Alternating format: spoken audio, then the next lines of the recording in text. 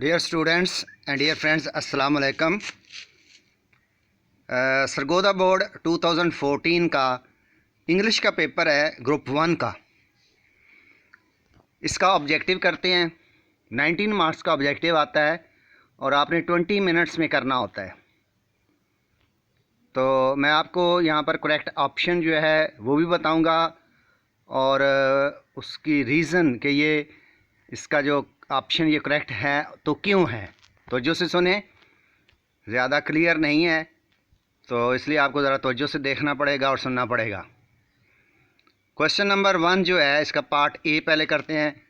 इसमें 5 MCQs हैं। इसमें आपने क्या करना है, choose the correct form of verb, यानी जो करेक्ट फॉर्म ऑफ वर्ब है वो सिलेक्ट करनी है and fill up the bubbles, और आपने बबल फिल अप करने होते हैं। तो नंबर 1 देखते हैं। If I dash hard I would have passed the examination.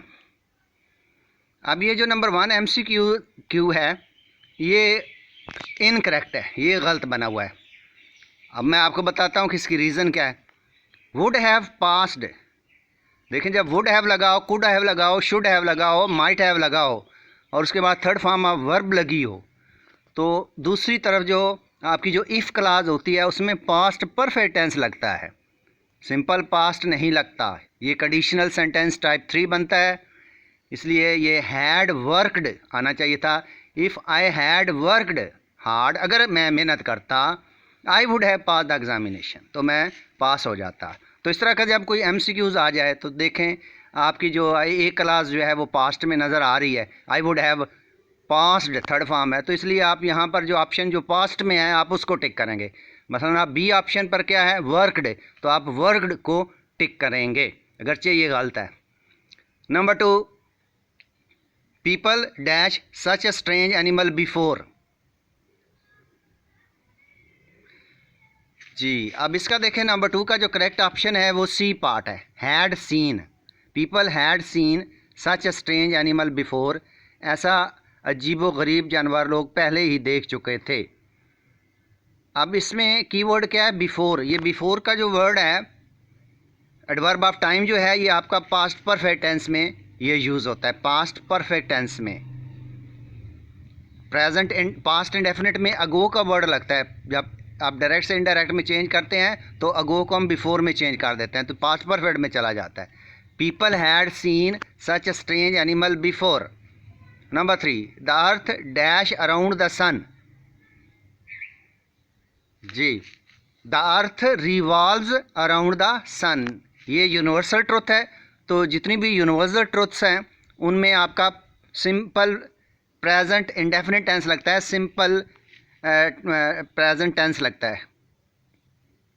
जैसे God helps those who help themselves, all that glitters is not gold, all that glitters is not gold. तो the earth revolves around the sun, A option is correct. 4 part, the packet dash there since morning. जी, sentence में देखें इसमें since morning का time phrase दिया हुआ है, since morning, सुबह से। तो जो भी इस तरह की स्टेटमेंट देखें जिसमें सिंस और फार का इस्तेमाल लगा हो, किया गया हो, तो उसमें आपका ये परफेक्ट कंटिन्यूस टेंस जो है ये मोर देन 99% यही होगा। द पैकेट है तो अब उसमें परफेक्ट कंटिन्यूस में बीन का वर्ड वो उसकी बड़ी पहचान होती है कि बीन का वर्ड लगा होता है। तो बीन अब यहाँ पर देखें एक ही ऑप्शन में है, सी में, तो हैज़ बीन लाइंग, तो यही करेक्ट है। The patient has been lying there, the packet has been lying there since morning, यानी पैकेट सुबह से वहाँ पड़ा है। लास्ट 5th पार्ट जो है क्वेश्चन नंबर 1 ए पार्ट का 5th, तो I dash him last year. जी, I dash him last year, तो इसका करेक्ट ऑप्शन क्या है, सी पर मेट। लास्ट ईयर का फ्रेज़ यूज़ हो रहा है, तो लास्ट ईयर यानी गुज़श्ता साल, इसलिए पास्ट का टेंस होगा।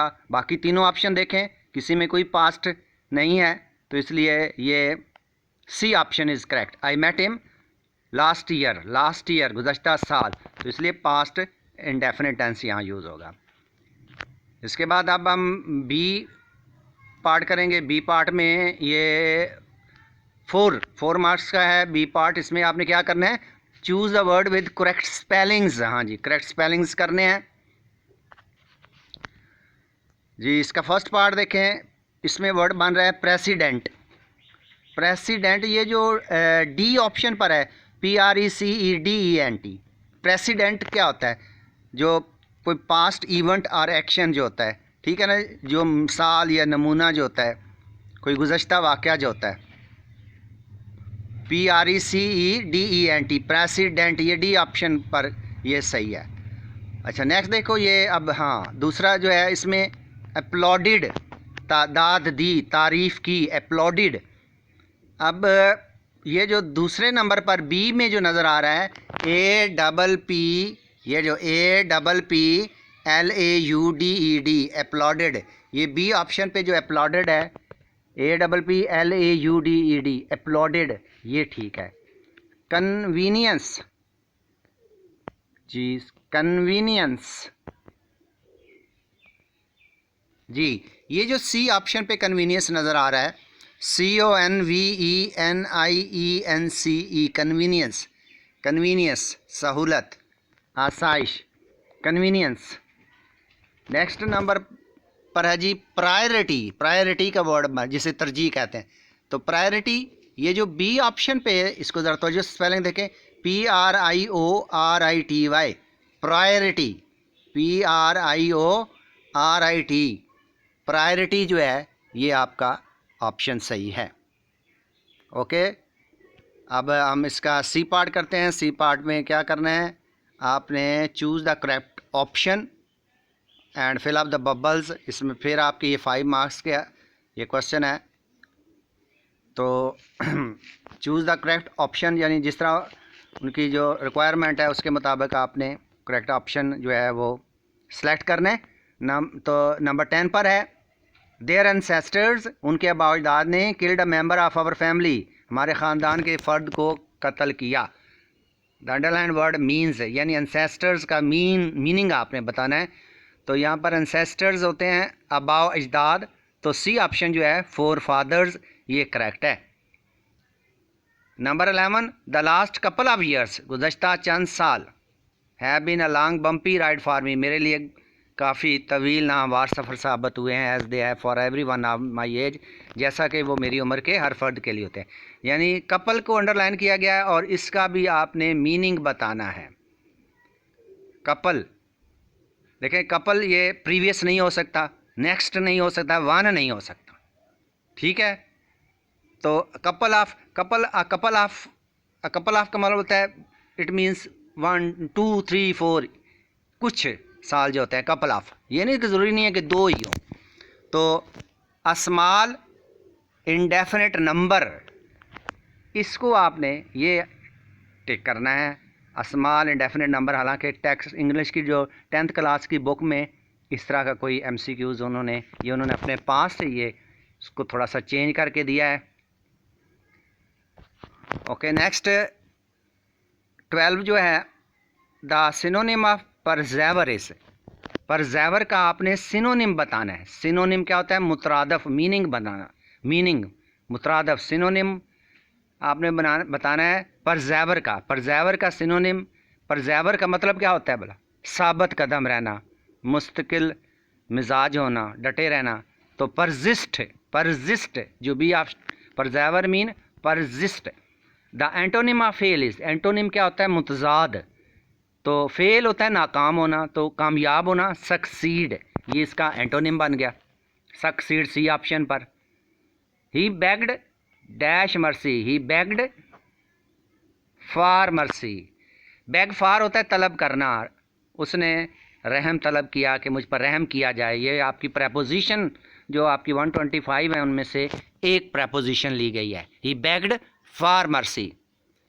ओके, लास्ट पोर्शन जो है ग्रामर पोर्शन, इसमें फिर 5 MCQs हैं। तो नंबर 15 पर है, the accident was due to ruthlessness, ruthlessness की वजह से एक्सीडेंट था। अब रूथलेसनेस का मीनिंग क्या होता है, जुल्म, ज़्यादती, बेरुखी। तो ये कौन सा फिर ये बनता है, कौन सा नाउन बन रहा है? ये होता है आपका रुथलेसनेस, बेरुखी, जुल्म, ज़ाहिर है ये आइडियाज़ होते हैं, फीलिंग्स होते हैं, तो ये एब्स्ट्रैक्ट नाउन बना है, abstract noun. C option is correct. Our practice usually starts at 6 o'clock। Usually को अंडरलाइन किया गया है। The underline word is an adverb of degree, manner, frequency या प्लेस। तो ये यूजुअली फ्रीक्वेंसी, कौन सा time? Adverb of frequency, adverb of frequency है यूजुअली, आम तौर पर। जैसे ऑलवेज होता है हमेशा, ऑफन, फ्रीक्वेंटली, समटाइम्स, रेयरली, तो ये सारे एडवर्ब ऑफ फ्रीक्वेंसी होते हैं। यूजुअली क्या है? एडवर्ब ऑफ फ्रीक्वेंसी है। The watchman blue his whistle. ज़रा तवज्जो से, ये इन्होंने ऊपर जो अपनी स्टैंप लगा के कुछ डिम सा कर दिया है। The watchman blue his whistle, BLEW, blue his whistle, blue को अंडरलाइन किया गया कि वॉचमैन ने अपनी विसल बजाई। अब ये विसल को ब्लू को बताना है कि इंट्रांसिटिव वर्ब है, ट्रांसिटिव वर्ब है, रेगुलर वर्ब है या इरेगुलर वर्ब है। जी यहाँ पर ये एक तो ट्रांसिटिव वर्ब भी है, the watchman blue his whistle, क्योंकि इसके बाद ऑब्जेक्ट आ रहा है, ये ट्रांसिटिव वर्ब है, इसका पैसिव वॉइस भी बन जाता है। और फिर उसके बाद इरेगुलर वर्ब भी है, ब्लो, ब्लू, ब्लोन, तो रेगुलर वर्ब तो ये नहीं है। रेगुलर वर्ब तो होता है ना, जैसे हेल्प, हेल्प्ड, हेल्प्ड होता है, तो ये इरेगुलर वर्ब भी है, ये ट्रांसिटिव वर्ब भी है। ये बुक के अंदर भी, ये जिन्होंने बनाया, जिस ये बुक में भी कुछ MCQs ऐसे हैं जो गलत बने हुए हैं, तो ये भी, इसके 2 ऑप्शन करेक्ट हैं। तो ट्रांसिटिव वर्ब भी है और इरेगुलर वर्ब भी है। तो इस सूरत में आप क्या करेंगे? आपने टिक सिर्फ एक पर ही करना होता है, ठीक है? तो आपको जो ज़्यादा, जो आपके जहन में आ रहा हो, ठीक है, दोनों अगर आपको पता है तो आप किसी एक पे टिक कर दें कि ये दोनों सही हैं, लेकिन आपने एक पे टिक करना है। नेक्स्ट देखें 18, समवन एट माई कुकीज़, कि सम वन को अलहदा लिख दिया है, ये भी इसके साथ लिखना चाहिए। Someone at my cookies, the underline word is, someone बताना है कि ये पर्सनल प्रोनाउन है, रिलेटिव प्रोनाउन है, इंडेफिनिट प्रोनाउन है या इंटरॉगेटिव प्रोनाउन है। जी समवन क्या है? ये इनडेफिनिट प्रोनाउन है। C option is correct, indefinite pronoun. Someone, somebody, anyone, anybody, both, all, ठीक है ना? तो ये सारे इनडेफिनिट प्रोनाउन कहलाते हैं। समवन एट माई, तो समवन क्या है? इनडेफिनिट प्रोनाउन है। और 19 एंड लास्ट जो है, they had eaten before he arrived, what tense is this, कि ये टेंस कौन सा है? तो टेंस की पहचान करने के लिए हम क्या देते हैं? वर्ब को देखते हैं, वर्ब को देखना है। अब इसका वर्ब देखें, दे हैड ईटन, हैड लगा हुआ है और ईटन थर्ड फॉर्म लगी हुई है। हैड और ईटन थर्ड फॉर्म कौन से टेंस में लगती है? पास्ट परफेक्ट में लगती है। तो सी ऑप्शन पर मौजूद है पास्ट परफेक्ट, ये आपका करेक्ट है। तीसरा, आज हमने 2014 सरगोदा बोर्ड ग्रुप 1 पेपर जो है उसका ऑब्जेक्टिव कर लिया है। इस नेक्स्ट वीडियो में इंशाल्लाह हम ग्रुप 2 का पेपर करेंगे। तब तक अल्लाह हाफिज़।